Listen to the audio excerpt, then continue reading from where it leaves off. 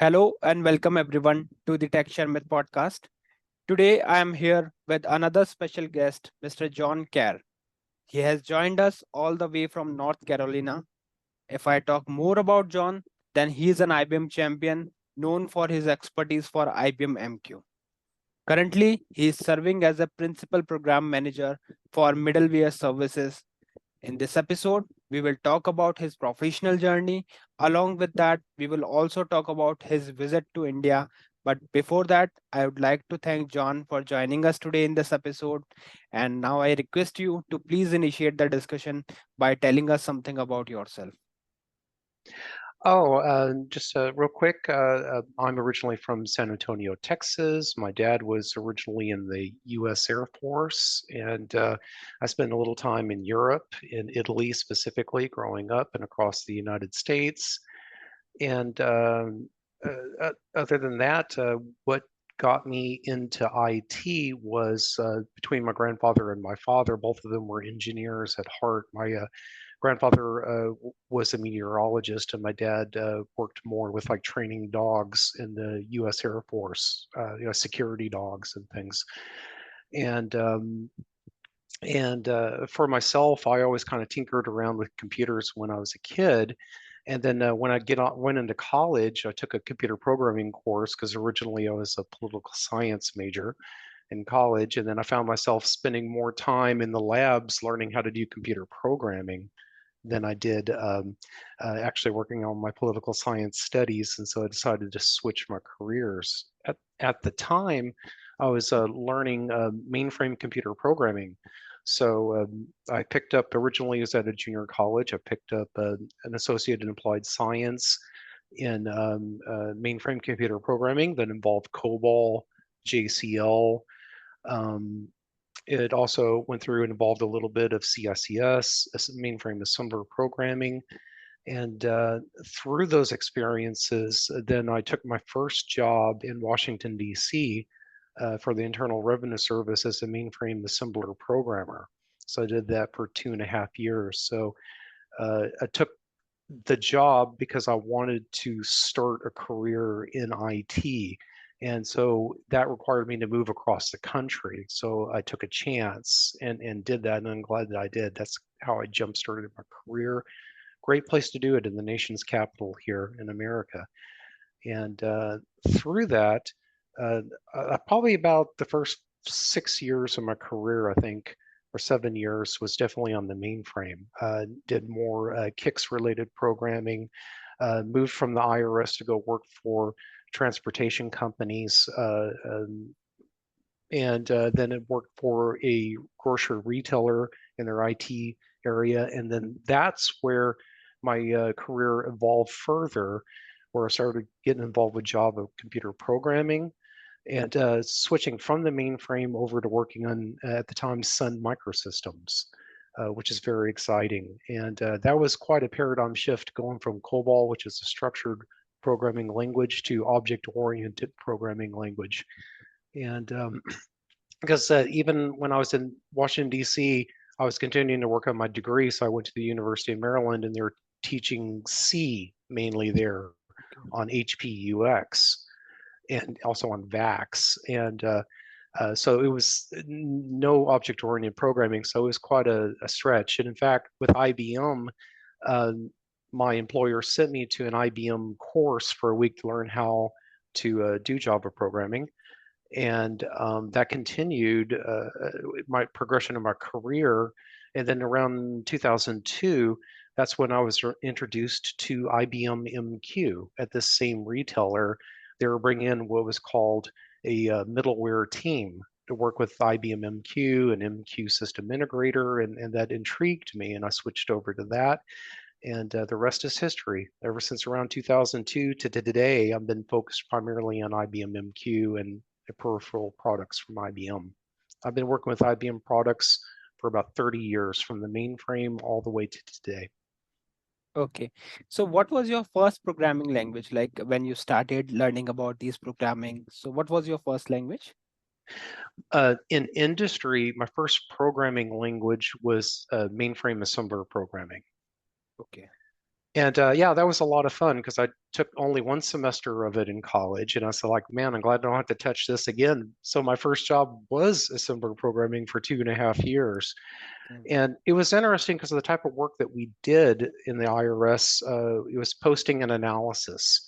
So it was like you could say it's like the early days of analytics, except we're doing it in December. We're spinning through tens of millions of records, being able to do reports for Congress, for the Social Security Administration, analysis on the types of corporate filings that take place. It was an exciting type of job, especially for being so young in industry to be in the nation's capital doing such work like that. Okay. So let's say if in year 2024, let's say if someone asks you to suggest the programming language, the first Mhm. programming language, so which language would you like to suggest to students? Let's say if someone want to start learning programming language to make their career in IT industry, so which language you would like to prefer them? Oh, that's a great question. Uh, Nowadays, it's kind of hard to go through and just choose one language. Right. Um, I would go through, I would still go through and say today it is worth it to learn Java. Java. It's because of the nature of how it handles object-oriented programming. Java is still relevant. It's used in a lot of places today. And if you learn Java, that could even kind of branch you into JavaScript as well. Um, if you want to go through and deal with Node.js, for example.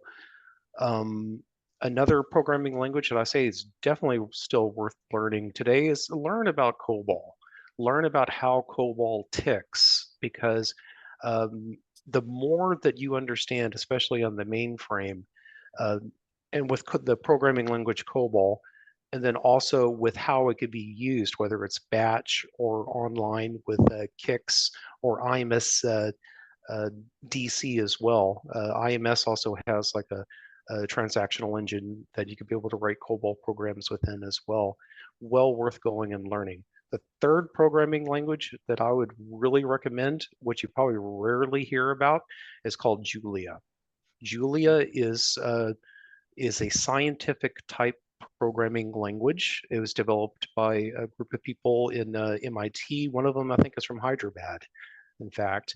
And it's a growing community. So if you look up Julia programming, you'll see that it's a thriving community. Actuaries use it for um, analytics with finances, and scientists also use the language as well. If you learn at least those three things, and then you get some domain experience as well. And people ask me, what's a good domain to learn? Finance. Finance will Yes. never go away. You know a language, you learn finance, and even learn security, encryption. Right. You're going to go places in your career, good places. Okay. So thanks for sharing all these important tips because that would be very beneficial for those who are about to start their career Yeah. in the IT industry, and it will help us to select and proceed with that particular technology. Mhm. Now, I would like to discuss bit about your advocacy. So, what inspired you to become an advocate for IBM product, particularly IBM MQ? What made me become an advocate with IBM MQ is, other than me working with it pretty much every day for the past 20 years or longer, is it's a solid product. I believe in it. I've seen it being used from banks to insurance retailers, insurance companies, retailers, transportation as a secure, reliable mechanism for a message transport, once and once only delivery.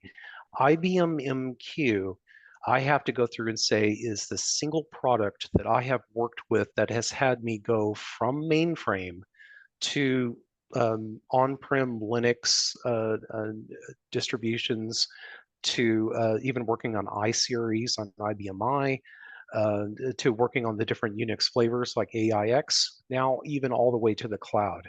IBM MQ is used everywhere from the cloud to on-prem, even on Windows servers. And and I always tell people, if you learn IBM MQ, it will take you into areas that I think would be difficult to go through and learn if you focused in other areas.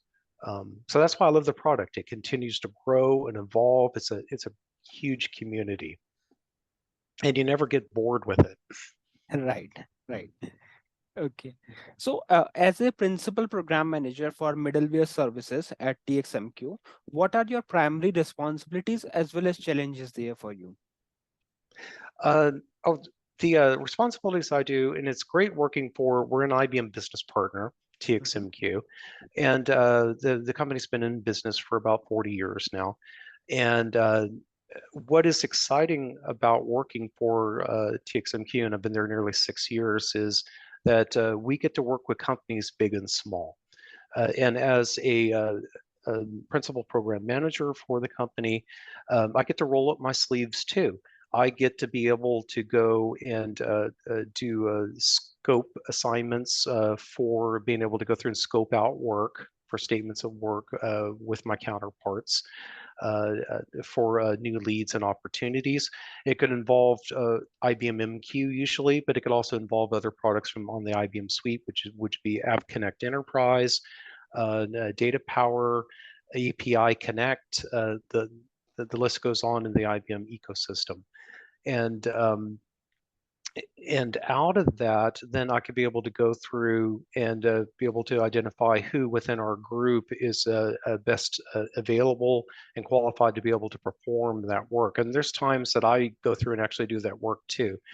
As principal program manager, one additional thing that I go through and do myself is if there are assignments that I definitely consider, or the company TxMQ considers very strategic in nature. For example, I spent about 6 or 8 months working with a financial institution on their unified API strategy that they wanted to employ on the mainframe, on IBMI, and then also on distributed systems as well. And that involved IBM MQ, ZOS Connect on the mainframe platform, and then involved a host of other technologies on IBMI and other places. So every day it's like trying to go through and solve puzzles. You write documents for strategic endeavors, put together roadmaps for those clients. Sometimes you roll up your sleeves too and be able to help performance tuning issues that they have with their MQ network or other things.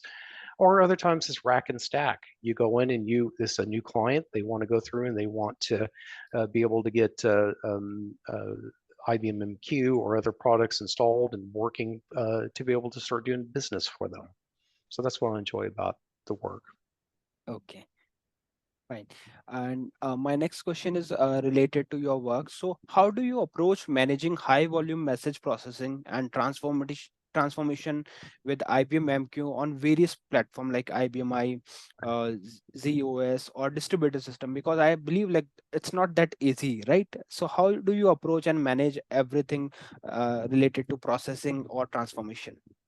Right, and with that, it's actually in the end, it's two things are involved, two major branches. For the routing part of it, and this is the beauty with IBM MQ, if anyone goes and looks at it, it runs on a host of platforms from the mainframe, as you mentioned, to IBMI, to also out on Linux and Windows systems and a host of other places. Um, where it's where the routing piece comes for high volume, you have choices where you could use what's called MQ clustering, for example. And what that is spraying out of messages. Let's say that you have like five different, I'll hold my hand up. You got five different queue managers. They have one down here. He's going through and putting in messages like through a gateway, and then those messages could be round robined between these different nodes, these other queue managers for other applications to be able to pick up. So you could spray in millions and millions of messages and route them to different places through MQ clustering. You could weight them as well, where it would say you want this one and this one to get more messages than the other three. MQ allows for that without you doing any programming. You could be able to go through and essentially configure for things such as that. Other things for routing would be pub sub, publish subscribe, where you have a topic that could be used with MQ to go through and route messages to subscribers. When it comes to the transformation piece, MQ itself was only meant for routing of messages. And let me tell you, from banks to insurance companies to across the board, I've seen it with my clients and with others. They'll use tens of millions of messages for MQ. I know that a lot of people are talking about mainframes, saying that mainframes are used by a lot of banks, and that's definitely true. 80% or so of banks use mainframes, but pretty much every bank that I've encountered uses IBM MQ for sure. You swipe a credit card, you use Zelle, for example, you use real-time payments, you're going to use MQ. You may not know it, but somewhere deep in the bowels, IBM MQ is used for routing of that message. And that's what it does: safe and secure. It's elegant, it's secure, and it's reliable, much like a bridge. So that's what I try to use the analogy for people to understand what MQ is. And just like a bridge, just like a road, there could be a lot of cars on it. And it has to be safe and reliable for those cars to go in transit. Where the transformation piece comes in is where you go through and you use other products such as IBM App Connect, IBM App Connect Enterprise, API Connect is another product. IBM's acquiring a new company. I think by the end of the end of June, it's called Web Methods.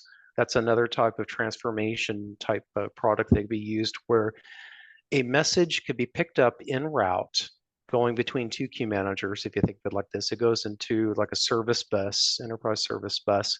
And then with that message, with the payload that's in there, then these applications like Enterprise Service Bus or App Connect Enterprise could be able to go through, inspect the message, and enrich it and transform it, being able to go through and add in additional information to the message and pass it on to its destination. And it does that in real time. So that's the transformation piece. And for people who aren't familiar with it, I'll go through and kind of show an example. These are things that we kind of hand out in conventions, and you'll have a link that you'll be able to go through and share with other people too. This is App Connect Enterprise with the different types of nodes and how they work. And you could be able, much like a Swiss Army knife, it's dependable, portable, and practical, where there's nodes for working with MQ, there's nodes with working with Salesforce, there's nodes that are working with a host of other different types of technologies to help you be able to enrich and transform that message, which goes back to my original thing I was talking about with IBM MQ. You learn that, you start working with all other products around it, and that'll even take you to the cloud, definitely for your career. MQ is always more than a language too, it's also something to learn too. Okay, yeah, sure.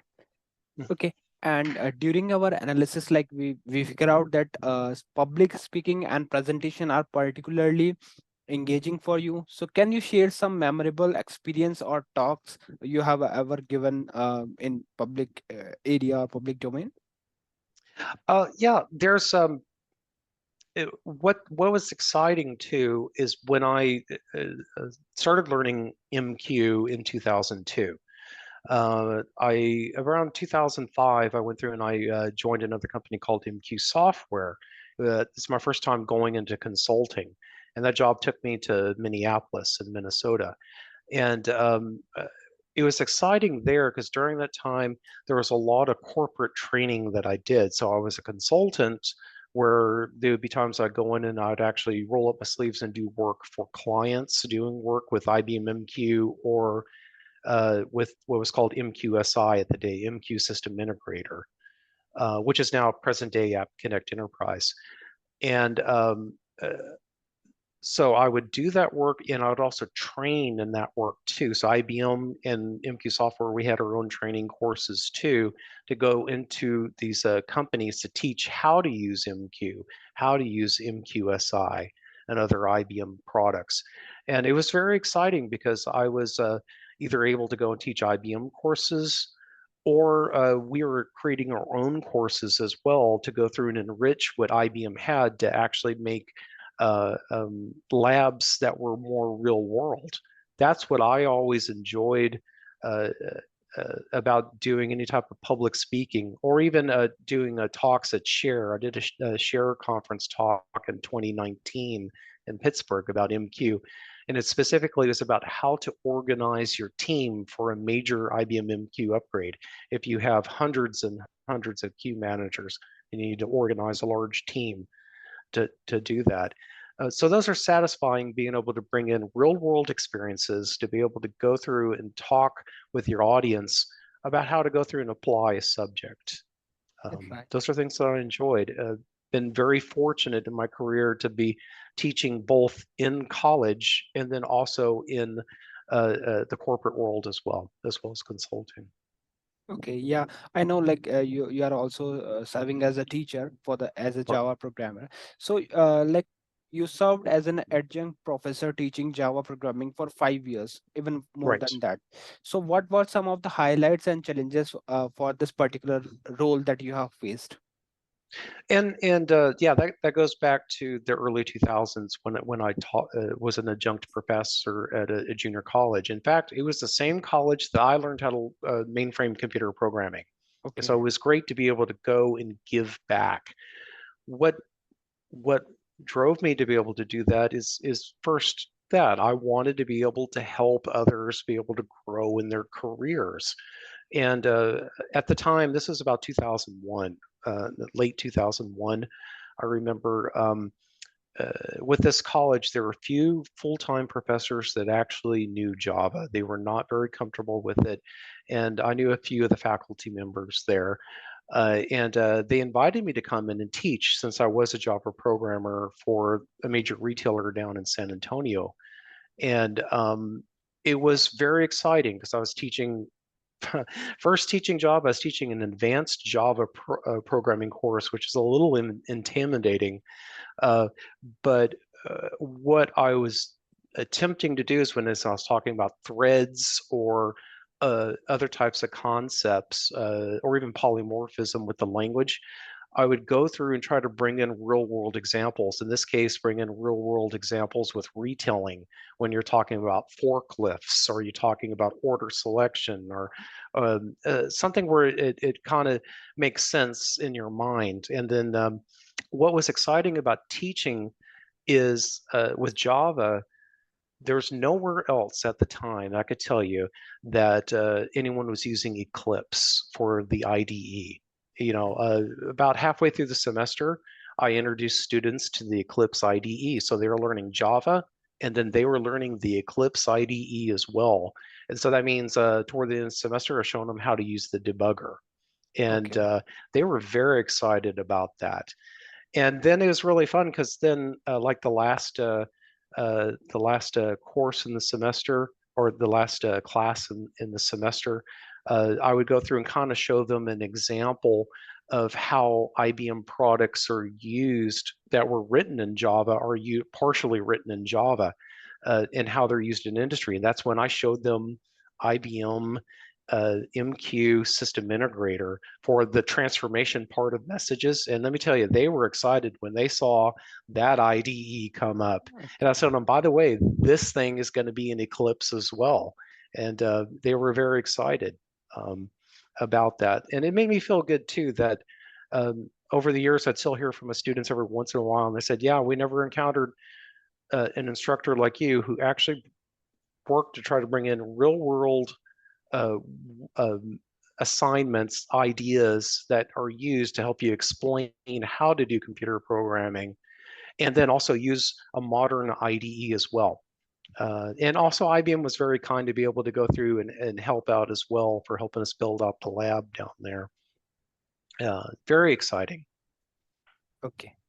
Yeah. So now, like, we would like to discuss bit about your visit to India and your experience here in India. So my question is, during one of your when you visited India, you attended the Wagah border ceremony, which is Yeah. quite famous across the globe. So what were your thoughts and feelings witnessing that Wagah border ceremony? It was January of this year in 2024. My wife and I went to go through and visit it, and my wife Shilpa, she's originally from Hyderabad, and we spent about 3 months there visiting different parts of India. This is my third time visiting India too, and this time it was for 3 months, a longer stretch. Wagah border is something that she never visited either. It's very exciting being able to go in. It was kind of cold. It's exciting because on one side it's India, and it's kind of like a stadium. Everyone comes in, and then on the other side in Pakistan, there's another stadium over there, and on both sides the crowds try to go through and out cheer each other. This is something that happens 7 days a week, uh, rain or shine, cold or hot, and you're able to go through and see soldiers from the Pakistan side, and then also on India's side. I think it's India Border Patrol, and then on Pakistan, I think they call themselves the Pakistani Rangers. Yeah. That they perform these ceremonies as well, where they're going through and they're kicking really high. They're called Right. silly kicks. And then there's also kind of like a band doing, you can hear the cymbals smashing too as they're doing the Right. kicks. And the kicks go so high, it's almost right up to their face when they're kicking. It's just unbelievable. And then at some point, the border gates open, which is Right. very exciting. So you have the Indian soldier on his side doing his ceremonial kicks, and then on the Pakistani side, it's the same thing. And when the border opens, they come together, they shake hands, Right. and then the crowd in both countries erupts when that happens. It feels like a very unifying moment, and it's exciting and it's exhilarating as a Westerner to be able to see that and be able to go through and enjoy it. I recommend anyone go through and visit Wagah border. When I was there in Surprise, there were a lot of Westerners. I met Americans there. I met New Zealanders. Australians were there. It was across the board. Some Germans too. There were a lot of Okay. Germans there too. Very exciting. Okay. Okay. And in one of your during one of your visit, you also visited the Sri Sailam temple.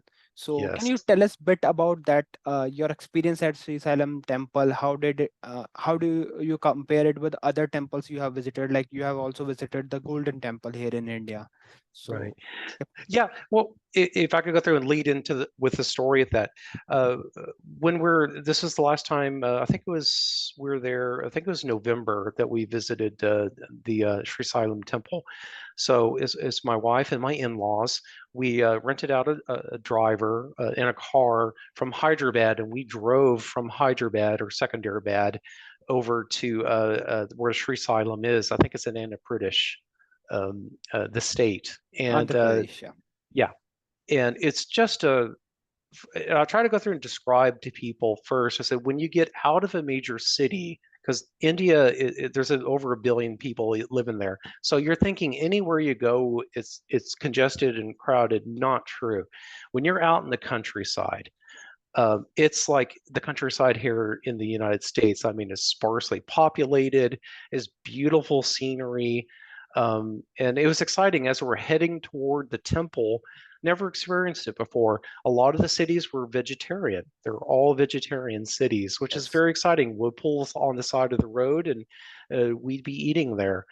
And as we were in the temple, it was exciting. My father-in-law is much older now, and we were able to go through and get him a wheelchair and be able to go and take him through the lines to be able to go through and see Right. Shiva, and that was quite an experience to be able to go through. And I remember when I saw it's a rock with like 3 lines on it. I Right. was like, they're kind of pointing down, going through and showing here it is.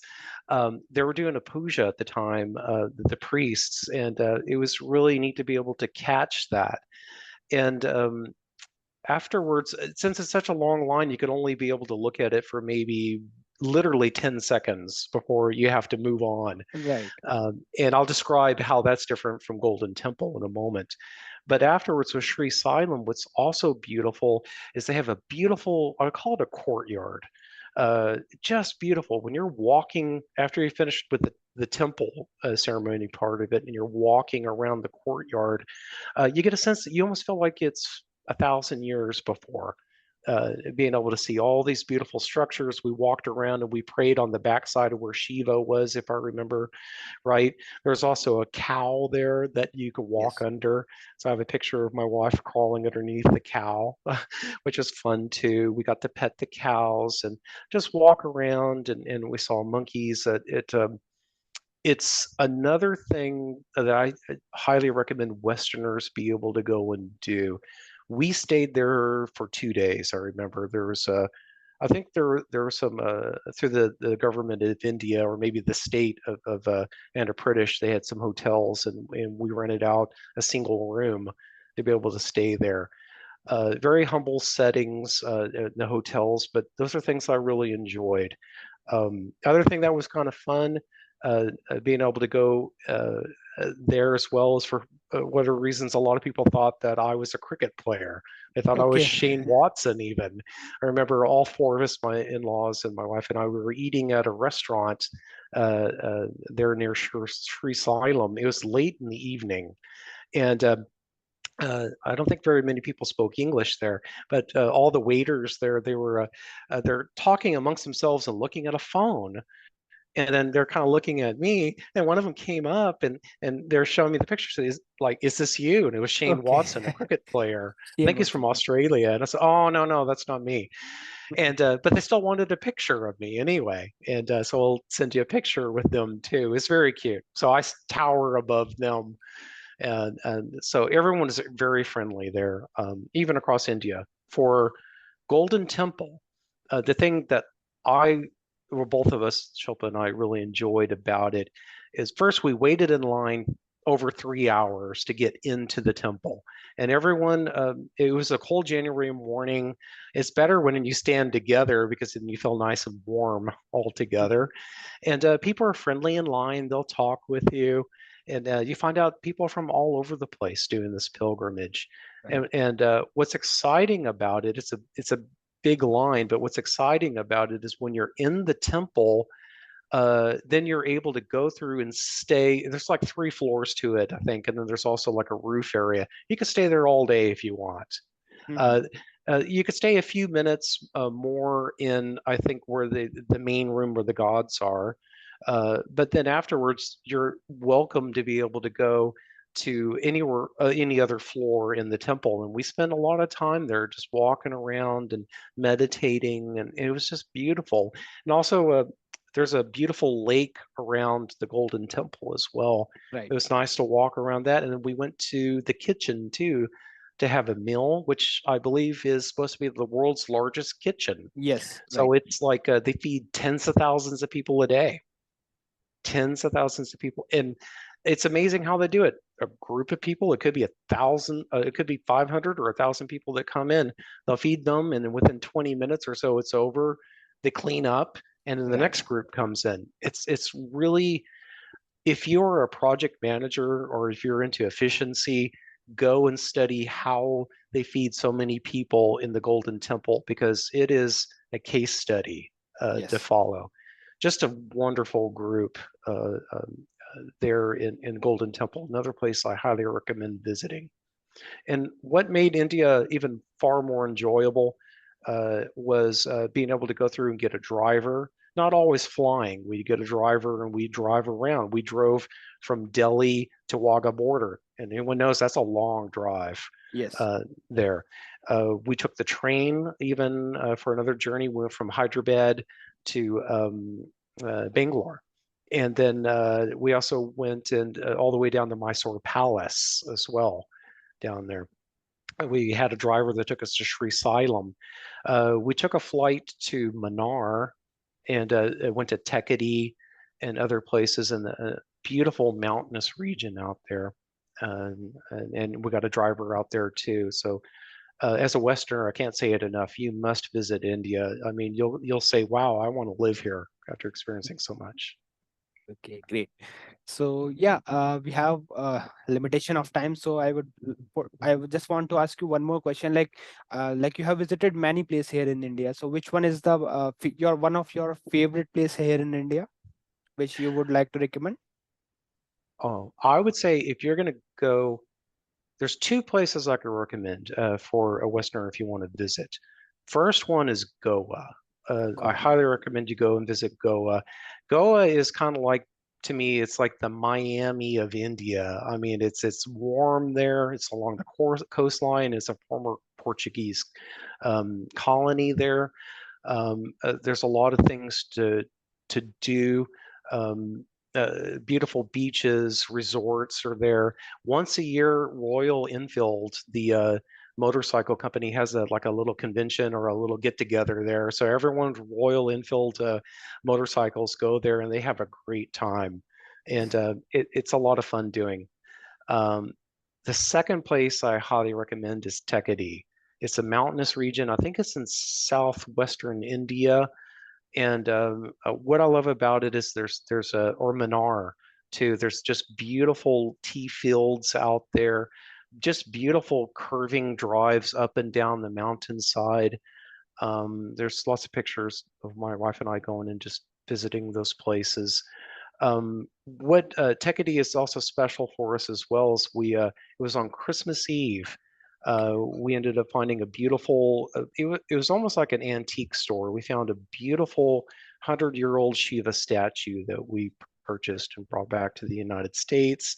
We Okay. found a beautiful lamp too. It stands about 3 feet tall that we bought there too, that we've never seen anywhere else.